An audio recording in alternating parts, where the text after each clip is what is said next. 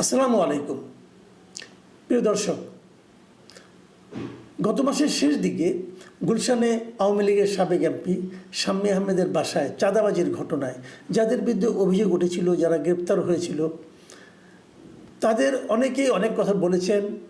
নিজেরা কীভাবে চাঁদাবাজিতে জড়িয়ে গেছেন সেগুলো স্বীকার করেছেন। এরা ছিল সবাই হয় বৈষম্য বিরোধী ছাত্র আন্দোলন অথবা জাতীয় নাগরিক পার্টি অথবা জাতীয় নাগরিক পার্টি যে ছাত্র সংগঠন তাদের সঙ্গে সংশ্লিষ্ট। এদের মধ্যে একজন জানি আলম অপু, তিনি ধরা পড়েছিলেন দুদিন পরে।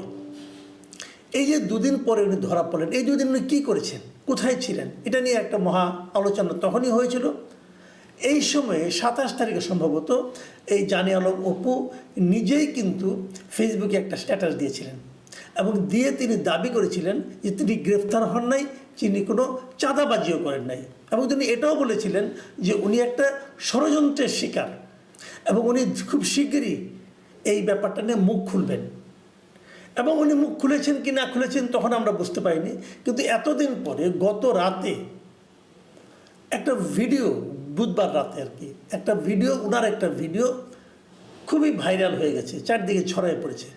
এবং সেই ভিডিওতে তিনি বলেছেন যে ওনাকে কিভাবে উনি এখানে গিয়েছেন, কে এর সঙ্গে জড়িত আছে, উনি কিছু ইঙ্গিত করেছেন। যেমন উনি ইঙ্গিত করেছেন যে প্রথমবার যখন তারা চাঁদার জন্য গিয়েছিলেন, 10 লাখ টাকা যখন এনেছিলেন, উনি বলেছেন ওই প্রথমবার যখন আমরা 10 লাখ টাকা আনি তখন শাম্মী আহমেদের হাজব্যান্ড যার হাতে টাকাটা তুলে দিল সে লোকটা আমি, মানে অপু, সে নিজের কথা বলতেছে। এবং সে বলতেছে ওই দিন রাতের বেলা ওখানে যাওয়ার আগে তারা কিভাবে ওখানে, মানে যে রাতে গেল ওই রাতেই ভোর রাতের দিকে 16 তারিখে আর কি, ওয়েস্টিনের সামনে একটা মোটর সাইকেল নিয়ে, সাদা রঙের মোটর সাইকেল নিয়ে ওনার সঙ্গে কে কথা বলেছিলেন, উনি বলেছেন সেটা ছিল উপদেষ্টা আসিফ মাহমুদ সজীব ভুঁইয়া। এবং উনি বলার চেষ্টা করেছেন, বলার চেষ্টা করেছেন এইগুলো আসলে আমাদের কাজ না, আমাদেরকে দিয়ে নানাভাবে করানো হয়। এবং সেক্ষেত্রে কারা কারা করেছে তারাও উনি ইঙ্গিত দিয়েছেন।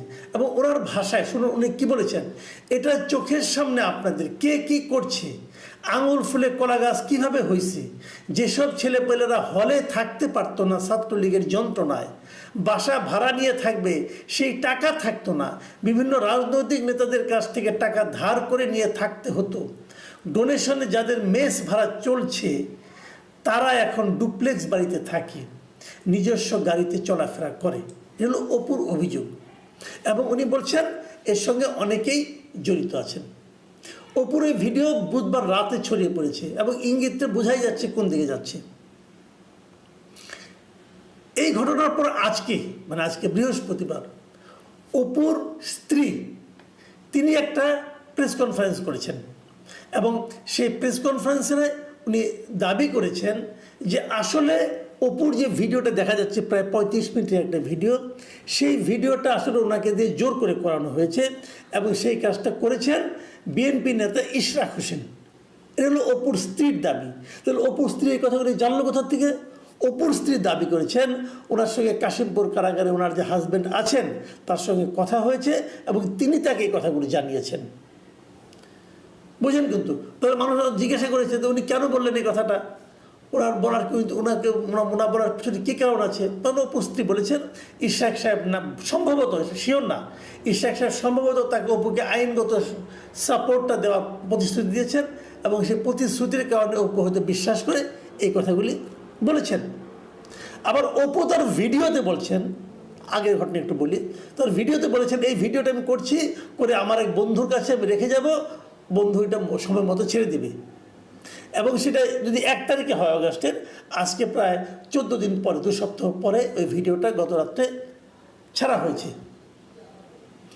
তাহলে এখানে সংশ্লিষ্টতার অভিযোগ আসলো কার বিরুদ্ধে? একজনের বিরুদ্ধে স্পষ্ট করে, তিনি হলেন আসিফ মাহমুদ সজীব ভুঁইয়া। আরও অনেকের কথা বললেন, যা নাকি আঙুল ফুলে কলা গাছ হয়েছে তাদের প্রতিও অপু কিন্তু মানে ইঙ্গিত করলেন।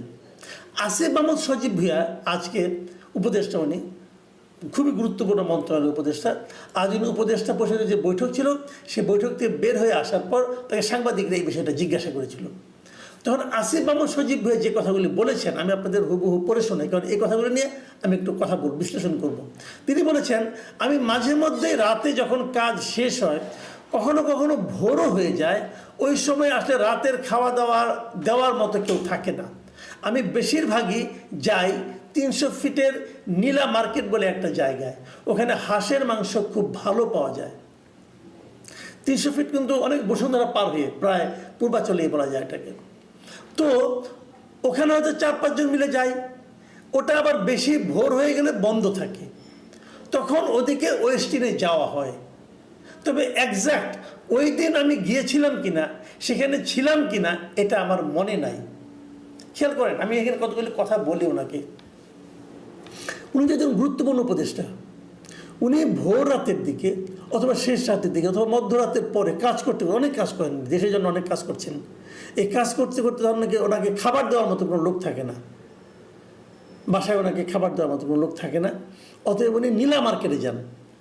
নীলা মার্কেটে যে হাঁসের মাংস খেতে যান, ওই যে হাঁসের মাংস না পান, দোকান বন্ধ হয়ে যায়, তাহলে উনি ওয়েস্টিনে যাওয়া হয় ওনার।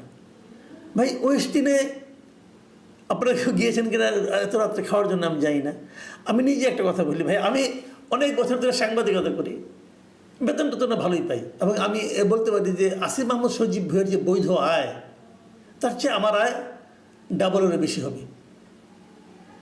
উনি যে সরকারিভাবে যে বেতনটা পান, তার চেয়ে অনেক বেশি ইনকাম করি, বৈধভাবেই করি, ইচ্ছা হলে যে কেউ চেক করতে পারেন।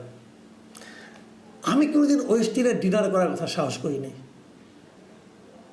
মাঝে মাঝে রমজানের সময় যখন ইফতার পার্টি হয় না, তখন ওই যে ক্রেডিট কার্ড দিয়ে একটা কিনলে 2টা পাওয়া যায়, ওটা যখন দেয়, অফার দেয়, তখন আমি মাঝে মাঝে খুঁজি যে কোনটায় যাওয়া যায়, কোনটায় অফার কম আছে, যেখানে স্ত্রীকে নিয়ে যাওয়া যাবে। এবং তারপরও একটা কিনলে আরেকটা ফ্রি, এই অবস্থা দেখেও, ওই রেটটা দেখেও আমি যাওয়ার সাহস পাইনি ওয়েস্টিনে। ওয়েস্টিনের খাওয়া আমাদের দেশে এই মুহূর্তে সবচেয়ে এক্সপেন্সিভ খাওয়া। ওখানে ওনার মাঝে মধ্যে যাওয়া হয়, এমনভাবে বললেন যে প্রায় উনি যান। ভাই আসিফ মাহমুদ বিলটা কে দেয়? আপনি তো 4-5 জন বন্ধু বান্ধব নিয়ে যান, মাঝে মাঝে যান, মানে কি 1 মাসে 4-5 বার যাওয়া হয় আপনার, বিলটা কে দেয় ভাই? নাকি free Khan? Cash or kind এই ফর্মুলায় ফ্রি খান? আপনাকে কে খাওয়ায় ভাই? এই হলো আমাদের আসিফ মাহমুদ সজীব ভুঁইয়ার কাণ্ড কারখানা।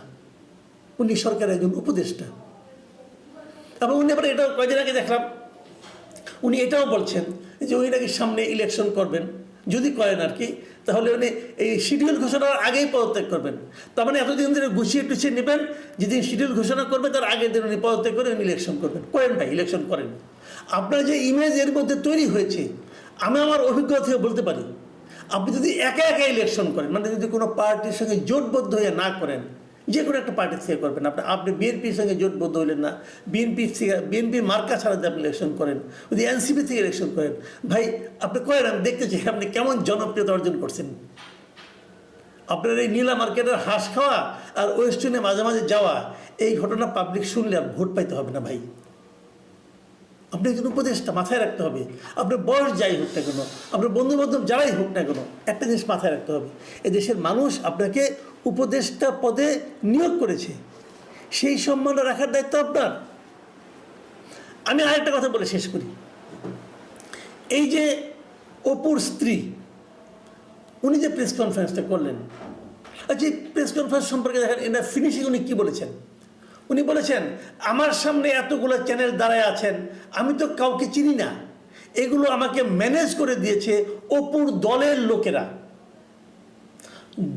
যখন অপুর এনসিপির উপর প্রশ্ন আসলো, এনসিপির ওপরে প্রশ্ন চলে আসলো, এনসিপির স্বার্থে চলে আসলো, তখন তারা আমাকে এখানে নিয়ে আসছে। এটা বলেছেন আনিশা, অপুর স্ত্রী। তার মানে এই যে তারা প্রেস কনফারেন্সটা করেছেন অপুর স্ত্রী, এই প্রেস কনফারেন্সটা অ্যারেঞ্জ করে দিয়েছে এনসিপি। তো অপুকে তো বহিষ্কার করা হয়েছে এনসিপি থেকে, মানে এনসিপির ছাত্র সংগঠন থেকে।